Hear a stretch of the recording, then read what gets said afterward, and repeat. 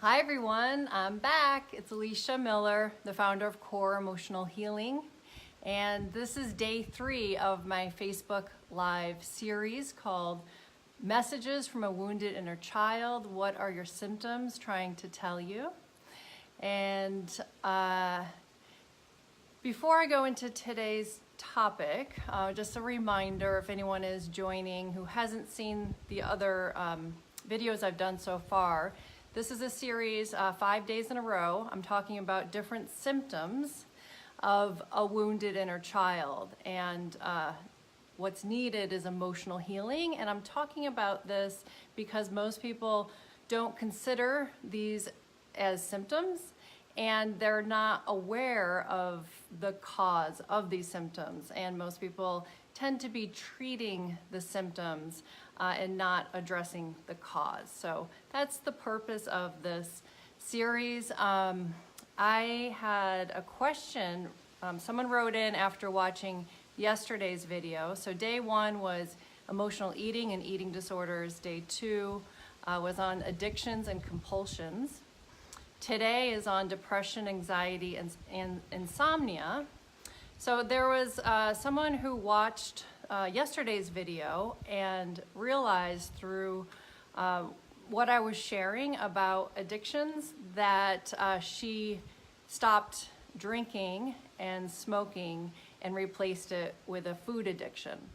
And she didn't realize that it was emotional, and now she's wanting to address it. So her question, I wanted to read that today because it can help many of you as well. So she asks, what does the process look like to uncover the root causes? It seems sometimes there could be several, and how to deal with them once you find what the problem is. And she was also concerned because she has children, and she didn't want this work to get in the way of her parenting. And in addition to that, she was concerned about not being fully present for her children, and also she wanted to know how she can teach her children and so they don't have to go through the same process that we're all going through as adults.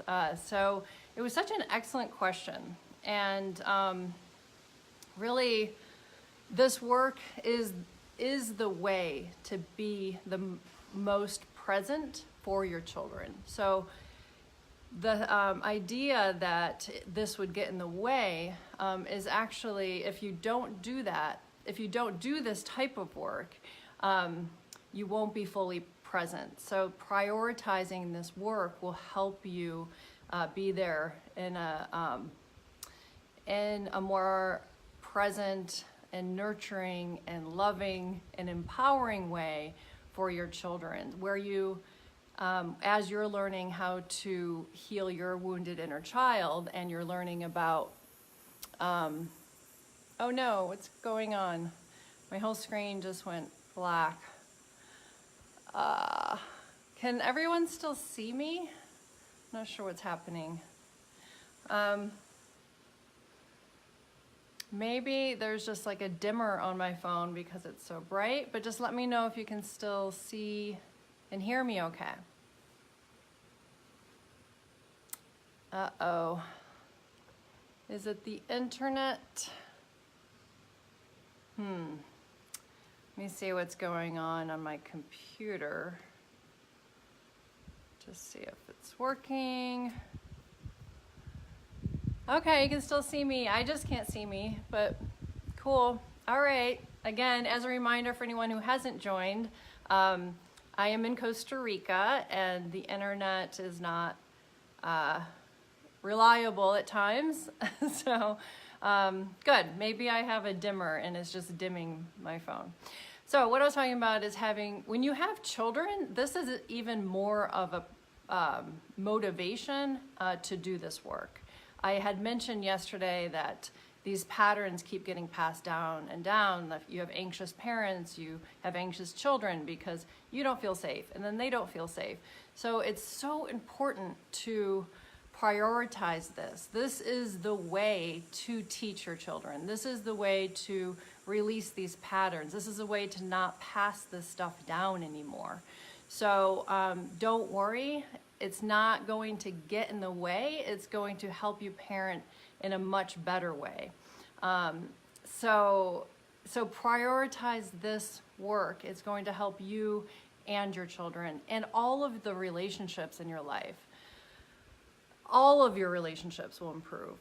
Even with your parents and people that you're having difficulties with, you'll learn how to heal yourself so you're not so triggered with them, and you can be more present with them and more accepting as well. So the other question she had, and then also the way you teach them, like I said, is to do the work. So then you're able to be more present with their emotions and not unconsciously shame or shut down because it feels uncomfortable for you, because it's hitting your repressed hurt as well, or your emotions that you have, that your parent shamed and that you're not comfortable with yet within yourself. So once you learn how to embrace all of your emotions, you can help your children embrace theirs by being present for their emotions and validating them. When you validate your emotions from your childhood, then you can validate your children's and validate other people's emotions as they're going through that. I mean, this includes friends, partners, all relationships. You're able to be more emotionally supportive and have empathy and be present for people. And that's what we all need in this world. It really is such a difficult time right now. All these issues are coming up to be healed, and so there's a lot of triggers and a lot of feeling victimized, and this is the work that's needed to heal ourselves and all of the cultural issues that are being brought up and brought to awareness right now. So the process, what does it look like? So I created the core emotional healing self-study to teach you the process, how to do it. And so it involves some education. There's a lot that we haven't learned that we need to learn. I've had to learn all of this stuff myself. And so over the years, I have done so much work that I have put together through working with my clients for many years as well, of what information is needed to help you learn how to take care of yourself, how to support yourself, how to be with and embrace all of your emotions, how to get to the source of triggers, which all of this ultimately heals your wounded inner child. So this is ongoing awareness and emotional support for yourself. So that's all put together, and I have 6 different lessons and video lessons and workbooks and over 100 pages of workbooks that I have put together to help you as you're doing this work on your own. So, that can look like watching one video a week, doing some journaling, learning how to get in touch with your emotions, and then I suggest working privately one-on-one with me or someone else. The self-study also complements any work that you're doing with other practitioners and therapists. So if you already have someone that you're working with, you can continue working with them, and this will be a great additional support for you. And so it's important to work with skilled practitioners who can help you see what you can't see or what you've been hiding or protecting your whole life, how to access the repressed emotions, and point out any kind of behaviors that were habitual or adaptations learned from what you experienced that is no longer serving you now, and that is actually getting in the way, just like this bug is getting in the way of my face. So again, can't stress enough the importance of working with people consistently. I'll share a little bit about my depression later on in this video, and really what it took for me to work through these layers. It takes consistent work and working with people when you can't get to it on your own, working through the layers and also learning how to support yourself in a different way than you were as a child. So I also offer an inner child session for people who work with the self-study, so that complements that, and so I can help you see everything that you need to process from the past and what your inner child needs from you. So this is just ongoing work. It's at your own pace, and also what I teach is to work with whatever you are working with in the present moment in terms of a recent trigger or something that feels really strong, and just work with that. It's no, there's no need to try to get to it all. This work unfolds over time. So it's best just to trust your process and seeing what your triggers are in the moment, or habitual patterns and thoughts, or where you're getting stuck and where you're resisting going, and just working with that, especially when you're working with someone. So, but my clients who have the self-study like it because they can keep going back to it. You'll hear things for the first time sometimes because you weren't ready to hear them before. So it's really valuable to review that. And then when things come up, there's so many things that can help support you within that, that you'll always have access to whenever you need it. So for anyone who hasn't watched yesterday's video, I highly recommend it. Even if you don't have any addictions, I explained towards the end of the video what it takes to heal, what needs to be addressed. So I reviewed the core emotional complex. I'm not going to review that again today. You can go ahead and watch that from yesterday's video. So that core emotional complex is everything that needs to be addressed in order to fully heal the root cause of your symptoms. So one of the questions in that question that was submitted was, what do you focus on? Like, if you have a problem, is it that problem? It's not ever that simple in terms of this specific thing caused this. The core emotional complex that I explained yesterday, it shows everything that came from what you experienced needs to be addressed. And again, that process is completely is in the core emotional healing self-study. So the whole process, all of the lessons to address the whole complex. Okay, so today's topic is on depression, anxiety, and insomnia. And this is actually the most popular one of all the ones that people had signed up for. This one had the most people sign up for it, so it's very common. You know, if you're anxious, or you may be depressed, or you may have both, or you go through periods of it. So it's really important to understand the purpose of our emotions first.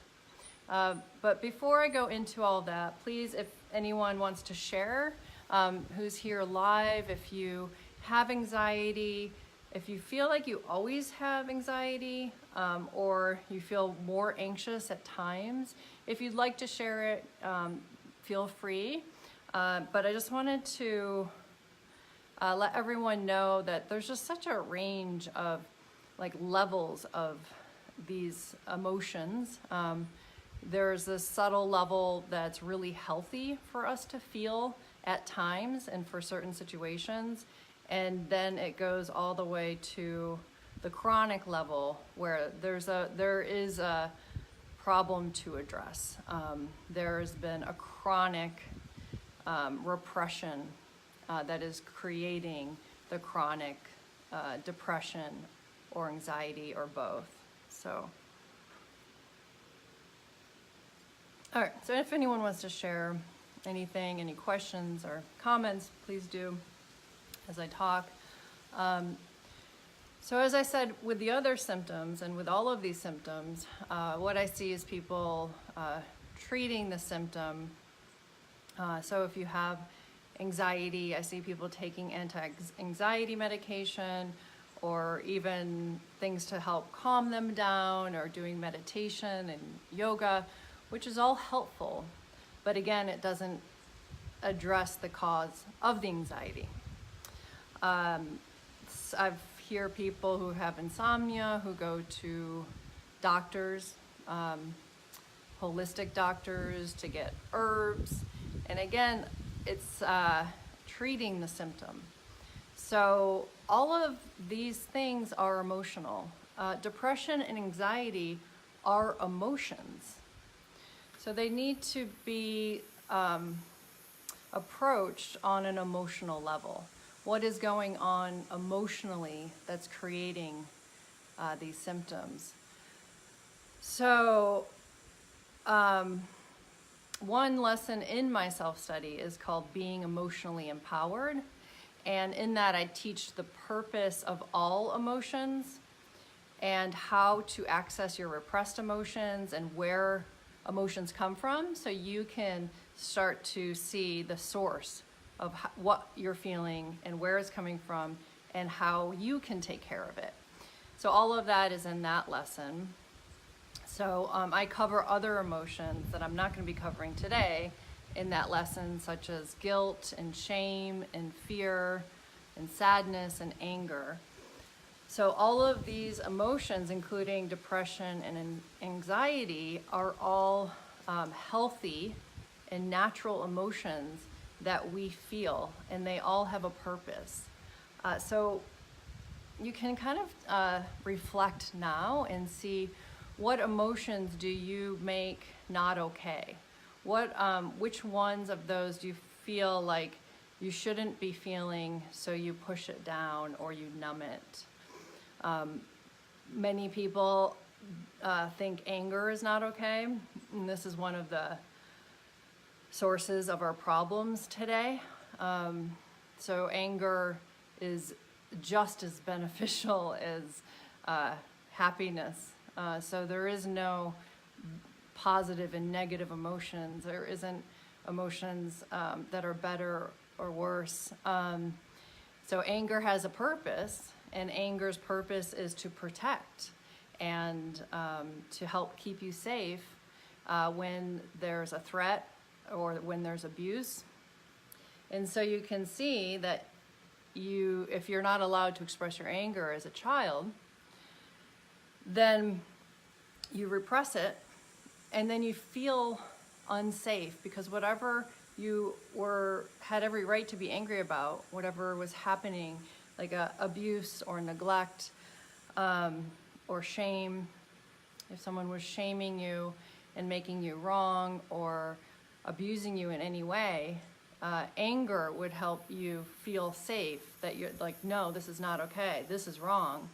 But as children, we can't do that because these are our caregivers, so we're just trying to get the love, so we repress our emotions that is not okay for our parents, that our parents don't allow.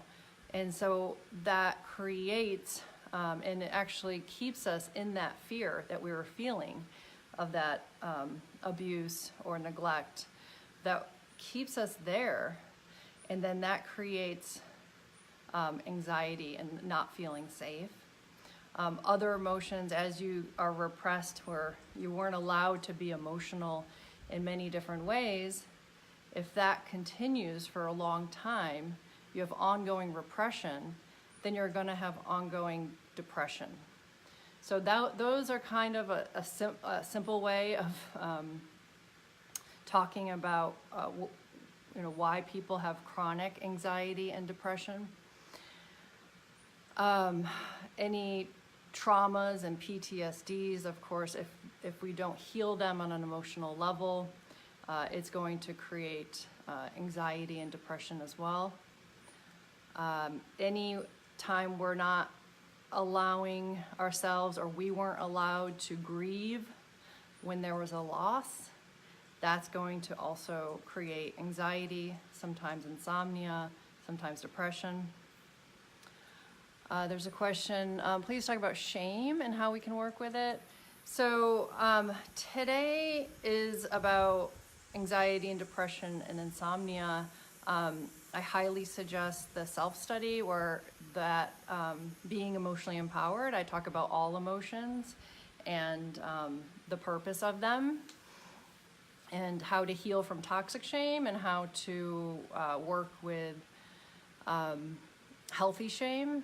And sometimes we don't feel the healthy shame because we are kind of just blocked with so much toxic shame. It's a big topic, and I want to make sure that I get to today's topic. So just know, Jill, that doing all of this work, everything that I'm going over and the whole core emotional healing process is about healing from toxic shame. So that's how to work with toxic shame. And toxic shame is the belief that there's something wrong with me. So toxic shame comes from abuse and being shamed or made wrong, and the shaming of our emotions.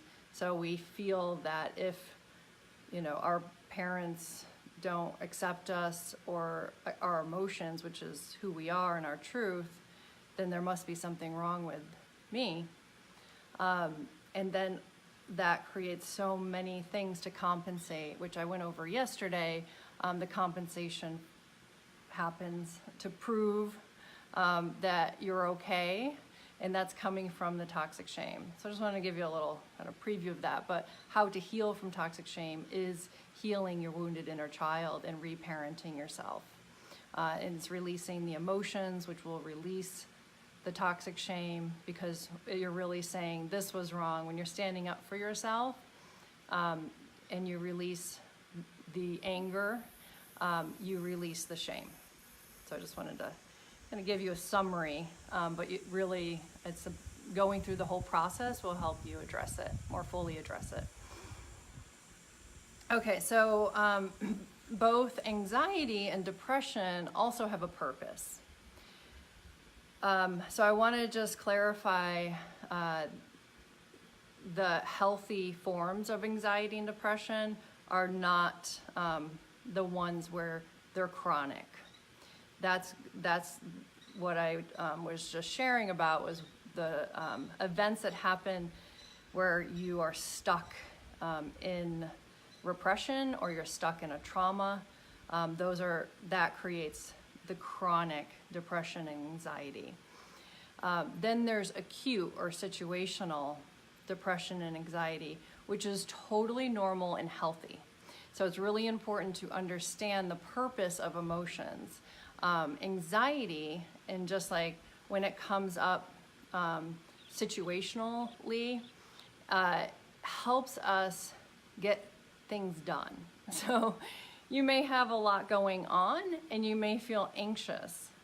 This is not, like I said, someone who has anxiety disorder or who's OCD and has, chronic anxiety. This is just, you don't have anxiety all the time, but sometimes you'll feel anxious. That is a healthy emotion, because anxiety helps us move forward, and it's a form of fear, and that healthy fear of like, oh, I have to get some stuff done, I better do it. But if you're not getting it done, say you have a project, you may feel anxiety because you haven't done what you need to do yet. So the anxiety will alert you that there's some things to get done. And same with and also just as a side note, if you do feel frozen and you can't figure out where it's coming from, please seek help with a professional with anything. if you are like anxious, worried, and have obsessive thoughts, it's a sign you may be stuck in past trauma. You may not also feel safe from the past, something that happened in the past, and you may not feel safe in the present. And all of that creates worry and obsessive thinking and other symptoms such as insomnia, digestive problems, headaches, OCD, and more. So you may be treating all of those symptoms I just listed separately and not getting to the cause. So once you get to the cause, all of those other things will clear as well. So physical symptoms and insomnia and obsessive thinking all will go away once you resolve the emotional trauma that's creating the fear.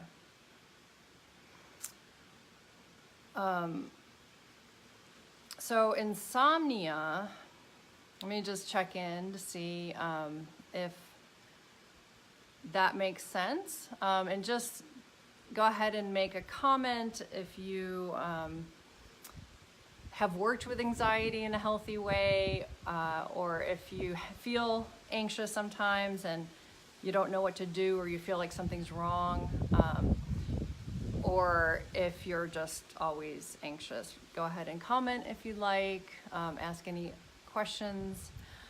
Okay. So insomnia comes from, insomnia, from anyone who doesn't know, is where you have like chronically you're up and you have really a hard time sleeping. You're awake at night. I've worked with many clients who have had chronic insomnia, and they were frozen with emotion. So insomnia comes from a deep fear of letting go and surrendering, and where, in a sense, like you don't dare relax because you actually don't trust the process of life. So you're up and in fear, basically, because there's a lot that you're not feeling. So feeling things will help you let go of things. So there could be frozen feelings, such as grief, or it could be that there's something that you need to let go of that you're resisting letting go of. Like there's a huge life change that's happening, and you don't trust that you'll be okay. So insomnia can come from those different things. I've worked with some people who've had a pretty significant loss of a loved one, who didn't grieve, who had insomnia for years. I have a client who actually is sharing her story next week in my Healing Turning Point stories on my website. If you haven't seen those, there's been a few shared already, and there'll be a few more. They're great stories of myself, I shared mine, and then other clients as well shared theirs, of all the kinds of symptoms they were dealing with and how they healed from them all.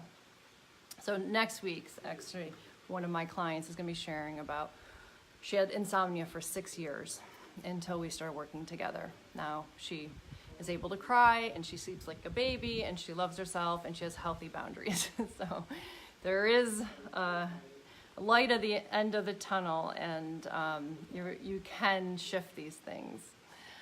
Let's see, worked with, hi Ophelia, yes, we worked together and other therapists, and then your message cuts off, so I'm gonna have to go on my computer.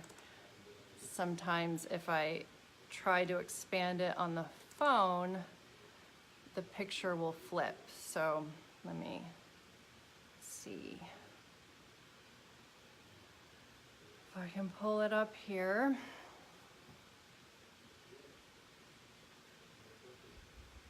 Okay.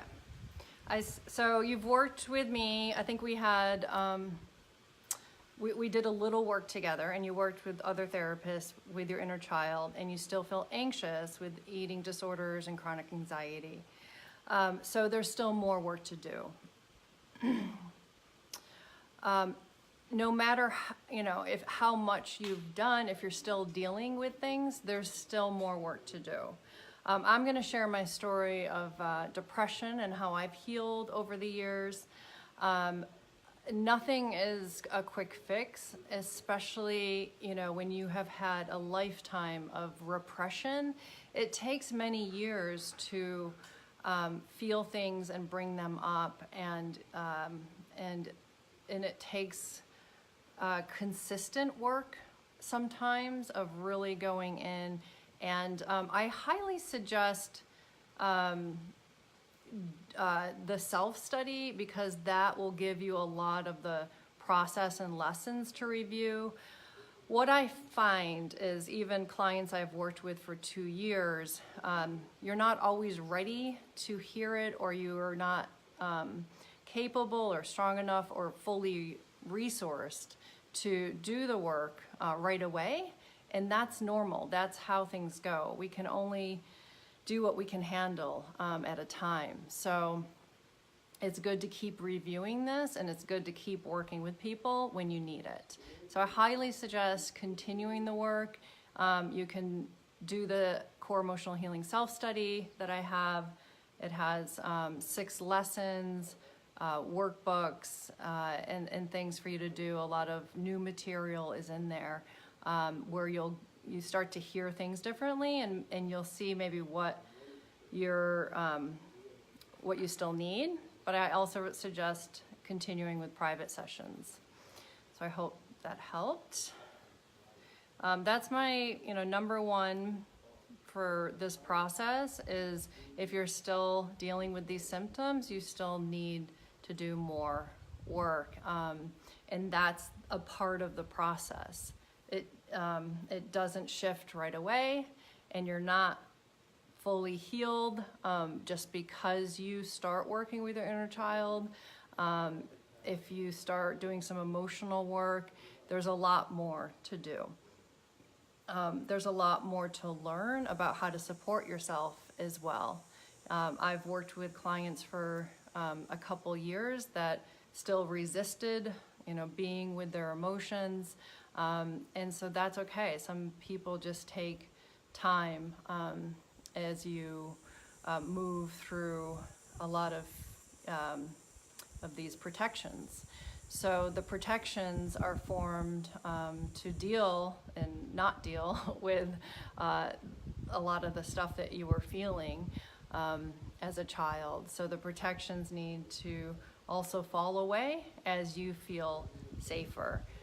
So some of the things that you may still be using to protect yourself could also still be creating those feelings as well. So just like anxiety, let me know if you have any other questions.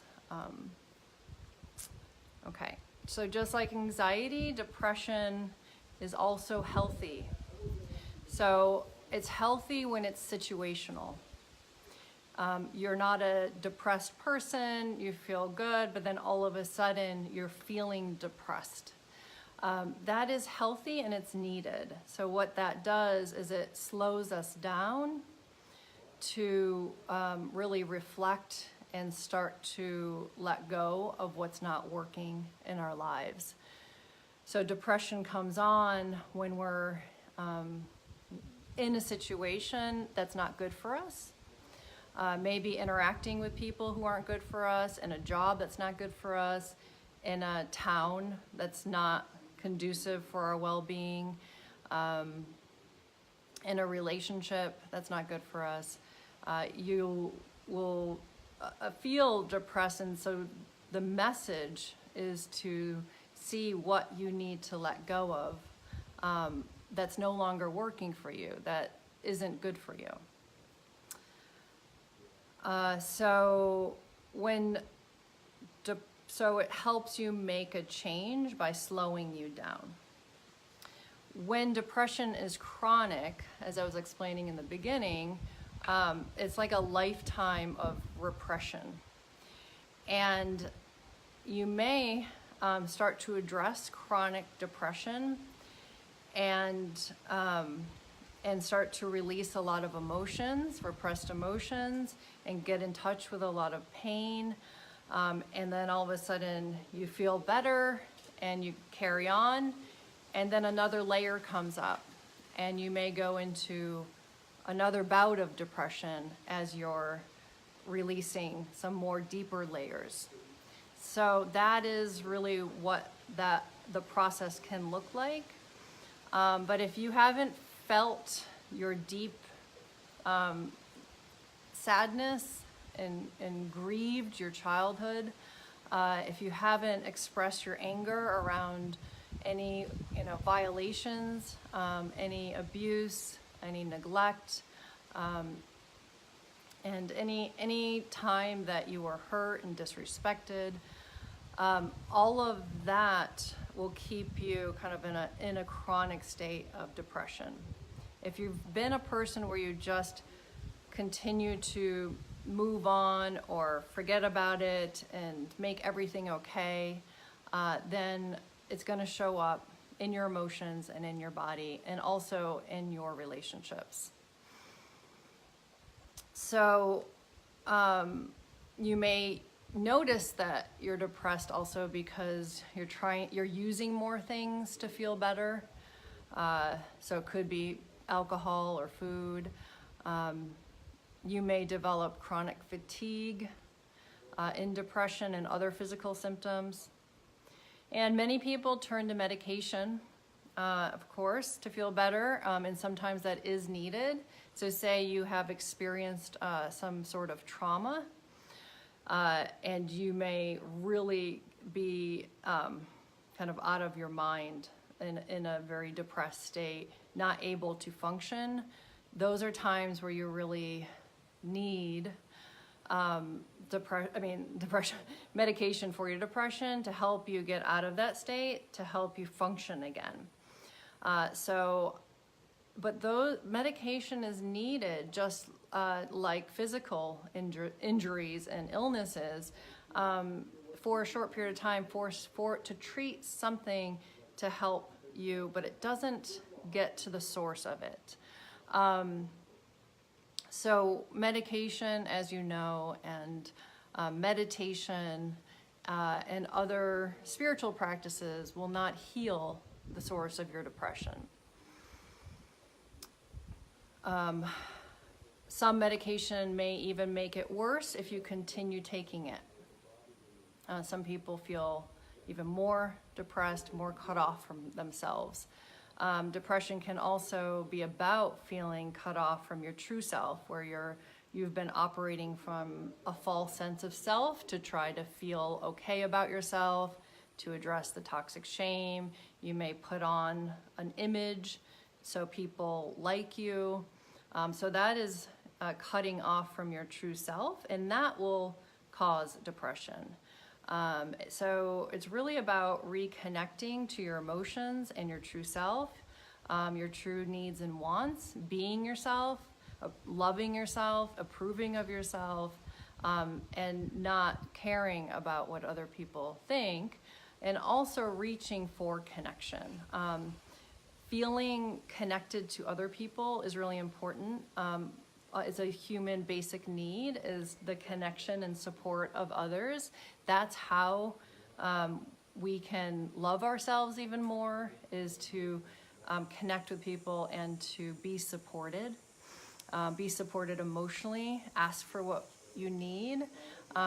We'll send that message that you deserve to be supported and loved, and that will heal toxic shame as well, and a lot of the limiting beliefs that were formed from childhood, and behaviors of not being supported from childhood. So you can heal from all that through developing new healthy relationship patterns, which can also help you heal from feeling isolated, which also creates the depression.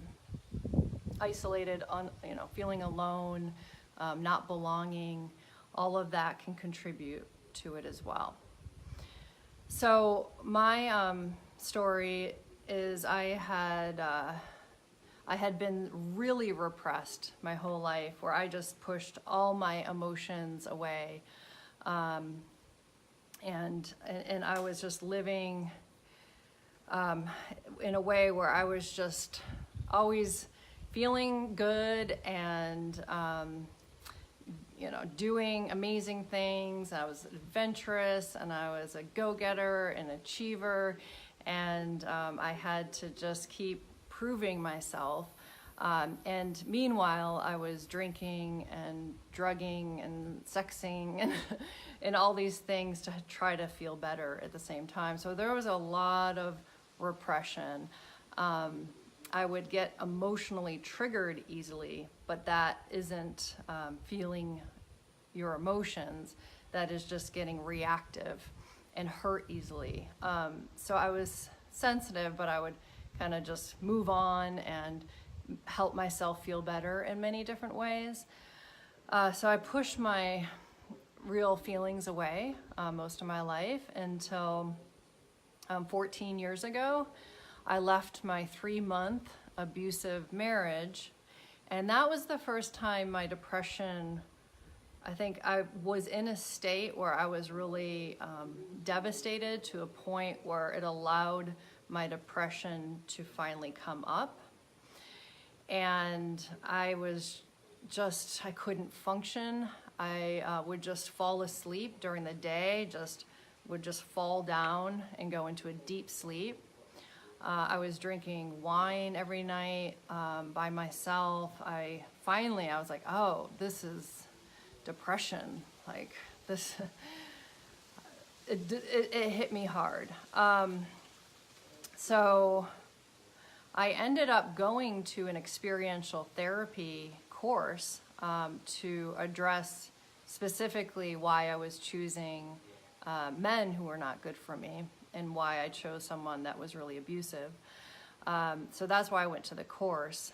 And that course was all subconscious and emotional healing. So that's why I do what I do. It's that type of work that heals us. And I could only do a very small sliver at that course because I wasn't ready to really confront everything. So I couldn't even admit that my parents hurt me. I just said they loved and supported me, and I felt bad for everyone else that was here. So there's a lot of defenses to get through, and that happens over time, as I was sharing earlier. But it did shift me enough to get out of the depression at that time, and I started feeling more connected to myself, and I started feeling more connected to my emotions. So I experienced for a few years a lot of highs and a lot of lows. So I started feeling all of my emotions, which would drive me into a deeper depression at times, but I also started feeling more connected to myself, and I started feeling joy for the first time, like this real natural joy about who I am and what I love to do. And so there was like these swings I would experience, and then the pain just kept coming up, over time in waves. And I consistently was working with someone. So I was consistently doing those courses. I was assisting in them. I was consistently getting support. After a few months of all of that, I moved away and I sought a spiritual teacher who was a healer, and I worked with her every week or every other week for 2 years straight. So it takes a lot of support to help us with all of these layers that come up, and also to help teach us how to support ourselves. We don't know this, and the biggest thing I see and what causes people to struggle and suffer is thinking that you should be able to do it on your own. There's no way you can do this on your own. We don't know what to do. This is a total foreign territory of emotional pain and patterns and all the ways that we trick ourselves of thinking that we're okay, or that we know what to do.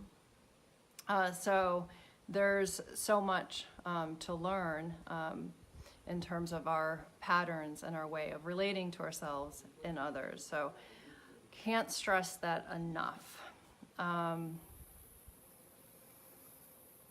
So